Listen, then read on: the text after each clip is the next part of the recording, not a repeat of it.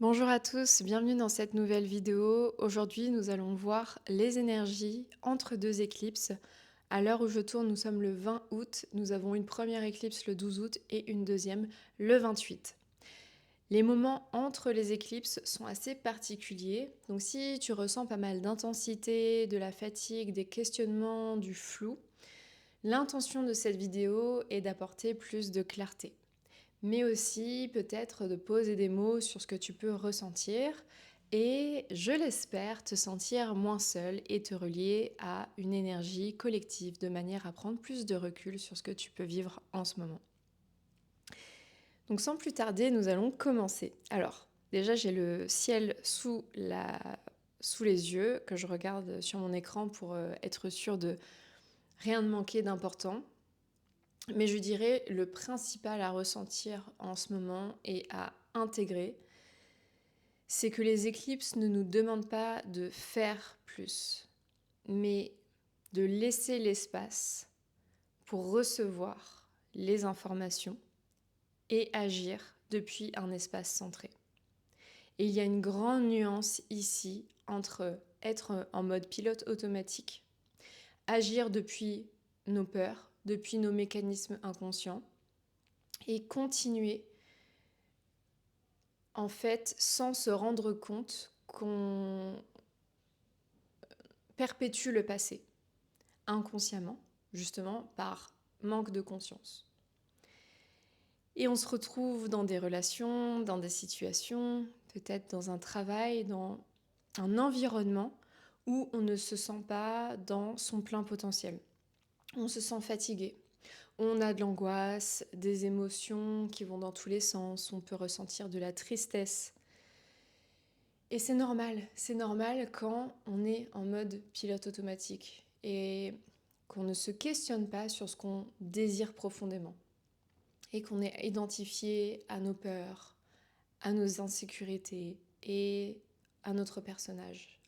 En fait, trop identifié à notre ego. On va dire, c'est comme ça que je le ressens. Le moment des éclipses nous réaligne à notre âme, nous réaligne à notre plein potentiel. Alors, si tu ressens de la fatigue en ce moment, c'est peut-être aussi le signe de ralentir, le signe qu'il faut écouter ton corps et suivre l'intelligence de ton corps. Parce que je pense que les éclipses sont des moments qui nous permettent un nettoyage énergétique beaucoup plus profond que ce qu'on peut croire, que ce qu'on peut voir aussi. Et c'est un moment pour s'en remettre à plus grand et faire confiance au divin pour nous nettoyer de cette énergie, pour nous libérer de ce karma, pour nous libérer des poids qu'on porte inconsciemment, que ce soit des croyances héritées, des façons de faire, des habitudes qui ne nous appartiennent plus. On peut, pendant ce moment, avoir cette conscience, on peut avoir des révélations et des prises de conscience sur ce qu'on veut créer dans sa vie, de manière à agir depuis son cœur, agir depuis son âme et depuis sa vérité intérieure. Et je pense pas qu'on ait besoin de se forcer quand on veut réaliser nos projets, qu'on veut manifester notre vie rêvée. Ça se fait tout seul quand on est pleinement connecté à son cœur. Il n'y a rien à faire d'extravagant quand on est relié à son cœur, quand on est relié à son âme. Quand on apprend à se désidentifier de son ego, de ses peurs, de ses insécurités. Pourquoi je vous parle de l'action et pourquoi c'est central ici?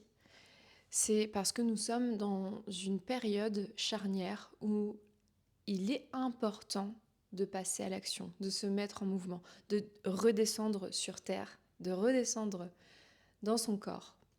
C'est bien d'être très conscient de ce qu'il se passe, c'est bien d'avoir une ouverture d'esprit et d'avoir cette reliance au divin, mais cela doit aussi passer par la matière et l'action. Mais une action inspirée, une action reliée à votre divinité, à votre âme, à votre cœur. C'est pour ça que je vous parle de sortir du mode pilote automatique. Parce que le pilote automatique, c'est les actions inconscientes. c'est les réactions. Observez aussi comment vous pouvez réagir avec certaines personnes, que ce soit des membres de votre famille, des collègues de travail, des personnes autour de vous qui viennent vous déclencher. Vous n'êtes pas pleinement centré dans votre cœur et dans le moment présent lorsque vous êtes avec certaines personnes et vous réagissez. L'action inspirée versus la réaction versus la réactivité. L'action qui vient d'un espace intérieur qui n'est pas sécurisé. Pourquoi je vous parle de ça? Parce qu'il y a Saturne rétrograde en ce moment dans le signe du Bélier, il y a une opposition avec Vénus en Balance aussi, qui nous parle de valeur de soi, qui nous parle de l'autre, de comment on entre en relation. Et je sais que les relations, c'est vraiment, je parle pour moi, et enfin je veux dire je parle pour nous, c'est pas dans le sens moi tout va bien dans ma vie et je vous dis ce que je sais, c'est je traverse aussi ça et on en parle ensemble, c'est plutôt dans ce sens-là. Les relations sont les espaces qui nous poussent dans nos retranchements, qui viennent nous activer émotionnellement, qui viennent réactiver des blessures. Et il est facile de réagir dans nos relations. C'est très facile, non, c'est pas très facile, mais c'est plus facile d'être dans l'action inspirée quand on est tout seul. En tout cas, peut-être que je parle pour moi et que pour vous ça résonne moins, mais moi c'est comme ça que je le ressens. Ça va être très facile lorsque je suis dans ma bulle de travail par exemple, de créer cet espace, de me sentir centrée et de laisser l'inspiration venir et de passer à l'action depuis cet espace-là. Très facile. De l'autre côté, quand je suis dans les relations, dans mes liens, agir depuis cet espace centré depuis le cœur peut être plus difficile, notamment avec les gens très proches de soi. Et je pense que c'est important de se rendre compte des dynamiques relationnelles dans lesquelles nous sommes. Je vous en parle au moment de cette éclipse, de cette entre-deux éclipses aussi, parce que le nœud nord, l'évolution collective, le chemin que nous marchons tous en ce moment, se trouve dans le signe du Verseau, et le Verseau est un signe de conscience collective, alors que le nœud sud en Lion nous demande de lâcher l'orgueil.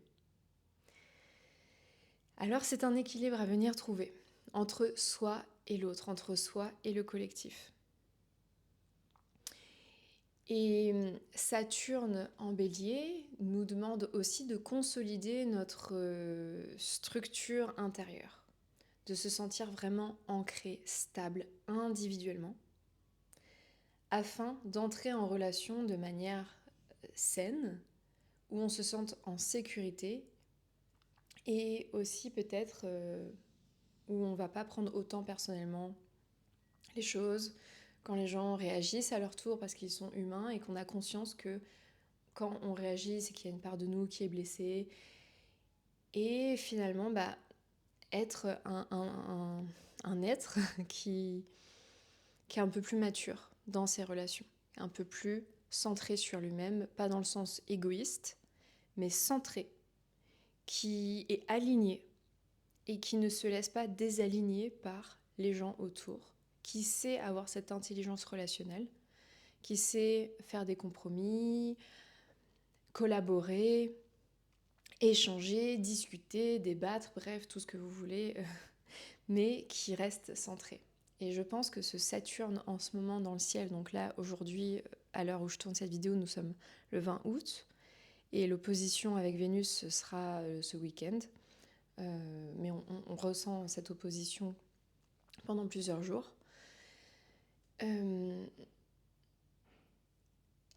Vénus ici va venir challenger cette structure intérieure.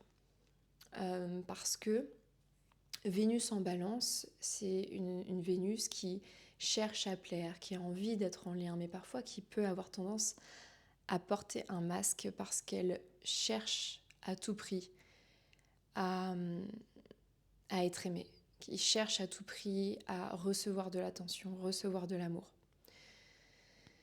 Et c'est très, comment dire, je pense, très enseignant. Je ne sais pas si c'est très français de dire ça, mais ça nous apprend beaucoup, les énergies actuelles, sur comment on se positionne avec les autres. Et se rendre compte aussi que les autres sont un miroir de nous-mêmes et qu'ils nous permettent une évolution.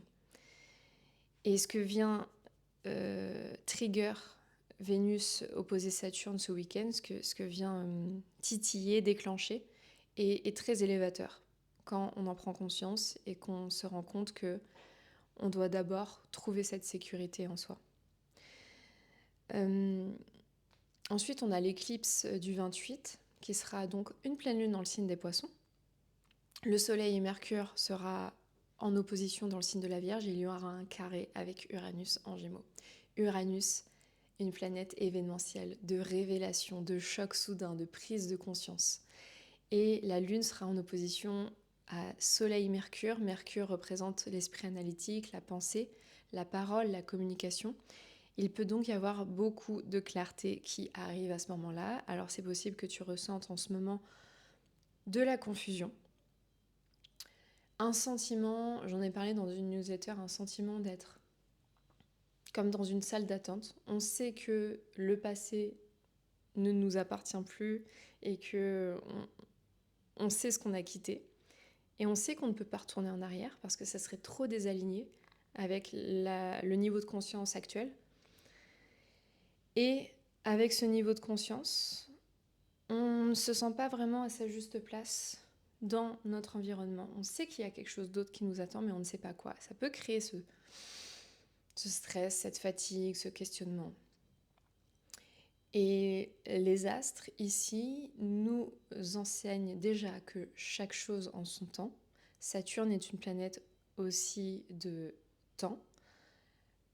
Si je suis intègre et si j'agis tous les jours en toute intégrité et que je fais du mieux que je peux et que je suis centrée, donc Saturne en Bélier, c'est aussi être stable soi-même, centré sur soi et avoir des actions matures et on sait où on va. Donc c'est important d'avoir cette conscience-là, de si on agit avec intégrité dans son quotidien, bien sûr qu'on va avoir des résultats au bout d'un moment, bien sûr que nous allons manifester le positif, en tout cas l'accomplissement. Donc il y a peut-être cet inconfort qu'on peut ressentir, et en même temps, vous pouvez ressentir cette foi que quelque chose de plus grand arrive, ou en tout cas peut se manifester si vous passez à l'action. Mais on doit passer à l'action, on doit agir. C'est important, c'est un rappel de Saturne que nous devons agir. Nous sommes sur Terre pour agir, pour être dans notre corps, pour passer à l'action. Les choses se manifestent lorsqu'on passe à l'action. C'est l'énergie du Bélier. Le Bélier, c'est le signe de l'entrepreneuriat, c'est le signe du leadership, de l'action, du mouvement. Il y va. Tête baissée peut-être, mais il y va. Et c'est en passant à l'action de manière répétée qu'il apprend aussi et qu'il intègre par lui-même. Saturne, c'est une planète qui a besoin que l'intégration passe par soi, d'être son propre souverain. Et pour ça, le passage à l'action est la meilleure des choses pour se rendre compte par soi-même.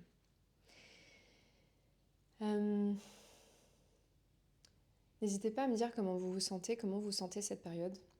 Je sais que pour moi, c'est toujours la même chose par rapport à la vidéo de la dernière fois que j'ai partagée. Je suis assez fatiguée et j'ai beaucoup de prise de conscience, beaucoup de questionnements, mais aussi beaucoup de prise de conscience. Et je repensais à ça l'autre jour. Je me disais à quel point on pouvait parfois se sentir seul sur ce chemin spirituel, sur ce chemin d'éveil.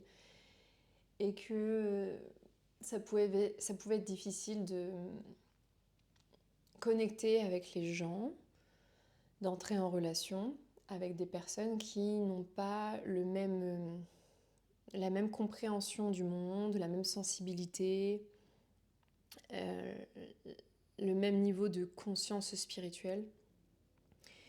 Et même si on est entouré, parfois on se sent très seul sur ce chemin-là. Même si on n'est jamais seul et que nous ne sommes pas séparés les uns des autres. C'est vraiment quelque chose que j'ai ressenti aussi, malgré tout, dans mon année ici en Indonésie. Même si j'ai des gens extraordinaires autour de moi, c'est à la fois des gens que j'ai rencontrés récemment, puisque ça fait que 1 an que je suis là, et aussi, alors pas avec tout le monde et pas mes amis les plus proches, heureusement, mais avec des gens où je me rends compte que les conversations peuvent être assez superficielles. Et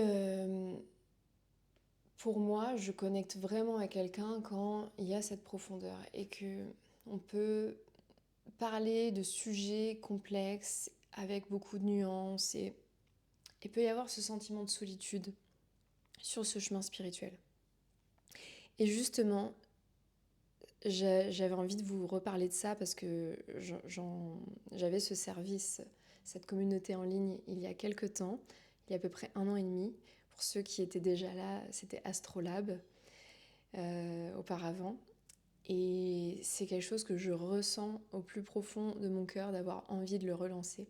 Parce que j'adorais pouvoir créer cette communauté en ligne où on peut échanger les uns avec les autres et grandir ensemble, et évoluer ensemble et comprendre comment les transits astrologiques nous traversent et évoluer et avoir cette énergie positive, ce cercle vertueux ensemble. C'est quelque chose que je vais remettre en ligne tout bientôt. N'hésite pas à me dire en commentaire si tu serais intéressé pour rejoindre cette communauté.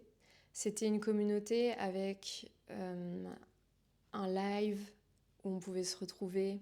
Il y avait une formation d'astrologie pour comprendre les maisons, les planètes, les archétypes du zodiaque, les aspects astrologiques, et dans lequel je partageais des analyses astrologiques beaucoup plus détaillées et profondes que justement ce que je vais faire sur YouTube. YouTube, ça reste une fenêtre sur rue, on va dire. Je vais quand même si j'essaye d'avoir un peu de nuance quand même dans ce que je dis, ça reste superficiel, c'est du contenu superficiel entre guillemets. Et Astrolabe, c'est vrai que c'était vraiment l'espace pour aller en profondeur. Et ça me manque d'aller vraiment en détail sur l'analyse astrologique et de comprendre en détail aussi ce que vous pouvez traverser.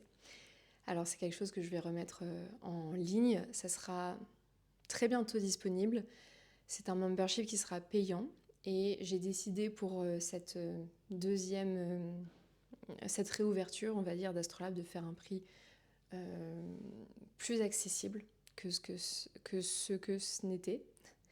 Et voilà, j'ai trop hâte de vous en parler un peu plus, mais je pense que d'ici le mois de septembre, ça sera live, donc on pourra se retrouver de manière un peu plus proche et intime en ligne. C'est vraiment quelque chose qui me porte à cœur, qui est important, de pouvoir créer cette communauté et faire des choses ensemble. N'hésitez pas à me dire, en tout cas si ça vous intéresse, comment vous vous sentez, et si vous avez écouté toute la vidéo, je vous remercie infiniment, ça me fait toujours énormément plaisir de recevoir vos commentaires. Vous n'avez pas idée à quel point je lis vos commentaires avec énormément d'intention et beaucoup de gratitude. Je vous remercie infiniment. Peut-être que pour vous c'est juste un commentaire, mais pour moi ça montre aussi que mon travail résonne dans le cœur des gens et que c'est pas juste moi qui parle à mon téléphone toute seule dans ma chambre. Donc si cette vidéo vous a plu, n'hésitez pas à liker, à vous abonner, à commenter, à la partager. Ça soutient énormément ma petite chaîne qui, je sais, va grandir, mais pour l'instant qui est encore petite. Alors n'hésitez pas à me donner ça si ma vidéo vous a apporté quelque chose. Merci du fond du cœur et je vous dis à très vite pour la vidéo sur l'éclipse lunaire qui arrivera le 28.